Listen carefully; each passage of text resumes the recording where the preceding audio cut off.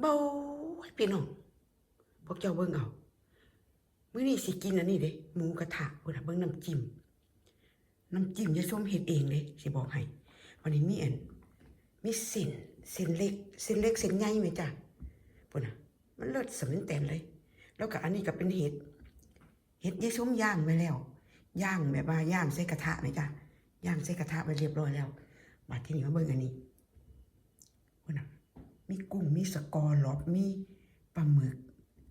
มีอีหยังก็ล่ะนี่อุ้ยมีหมูมีเนื้อมีหนวดปลาหมึกมีโอ้ทุกอย่างตัวแนวจังแม่นอีหยังแน่พุ่นน่ะเบิ่งเอาพี่น้องเลิศสำแตนเลยอันนี้ก็เป็นผักพี่น้องอันนี้ก็เป็นกระทะดอกนี่กระทะปิ้งย่างยายส้มเอามาจากเมืองไทยบ่เด้นี่ซื้ออยู่จังสิร้อนซื้ออยู่ป่าตอง10 กว่าปีแล้วพี่น้องนี่เลือดสำแตนเลยทนทานอันนี้เป็นน้ำซุปนะน้ำซุปอายขึ้นหวนน้ำซุปต้มเองเฮ็ดเองมืดเลยพี่น้องพุ่นน่ะเลือดสำแตนเลยเฮ็ดเองจัดเอง